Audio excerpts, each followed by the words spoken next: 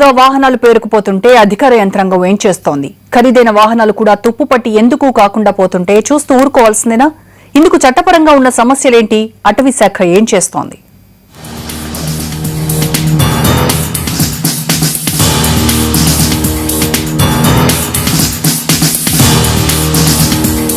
కేవలం చిత్తూరు జిల్లాలోనే కాదు, కడప, నెల్లూరు, ప్రకాశం జిల్లాల అటవీ శాఖ కార్యాలయాల్లో కూడా ఇలాగే వేలాది వాహనాలు నిరుపయోగంగా పడి ఉన్నాయి.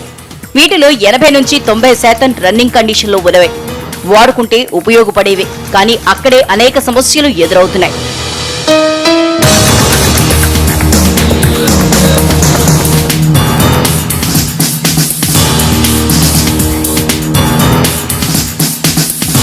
స్మగ్లింగ్ లో పట్టుబడ వాహనాల్ని స్క్రాప్ కార్పొరేషన్ ఆఫ్ ఇండియా ద్వారా వేలం వేస్తుంది అటవీ శాఖ. ఇది ఆన్లైన్ ప్రక్రియ కావడంతో ఎక్కువ మంది వేలంలో పాల్గొనడం లేదు. పైగా ఏ ఏటికా ఏడు వేలం వేయడానికి కూడా రకరకాల సమస్యలు ఎదురవుతున్నాయి. అక్రమ రవాణా చేసే వాహనాల్లో ఎక్కువ శాతం దొంగతనం చేసినవే ఉంటున్నాయి.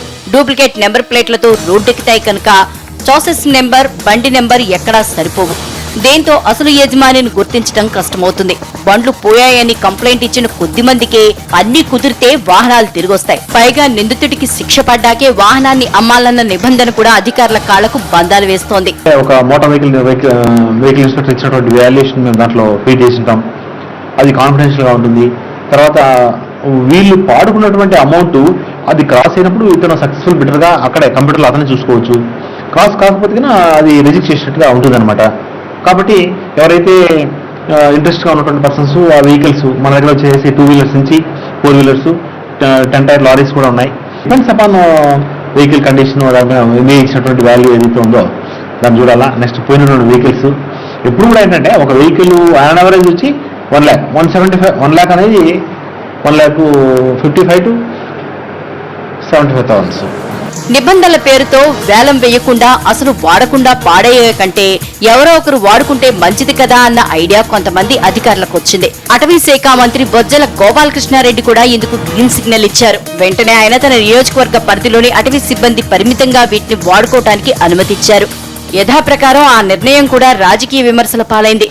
విమర్శలు వచ్చినా సరే కేసు తేలేదాకా పాడుబట్టి తర్వాత పనికి రాకుండా చేసే కంటే సిబ్బంది వాడుకుంటే తప్పులేదన్న వాదన బలంగా ఉంది. ప్రభుత్వం తమకు కొత్త వాహనాలు సమకూర్చక ముందు చిత్తూరు జిల్లాలోని చాలా మంది పోలీస్ అధికారులు సీజైన వాహనాల్ని ఉపయోగించుకున్నారు.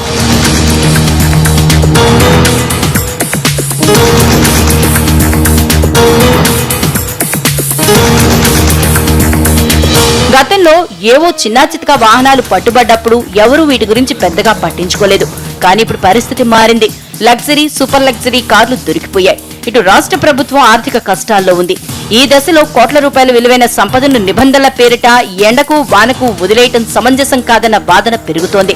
నిబంధనల పేరిట కాలయాపన చేయకుండా సందర్భానుసార నిర్ణయాలు తీసుకుని సంపదను కాపాడమంటున్నారు స్థానికులు.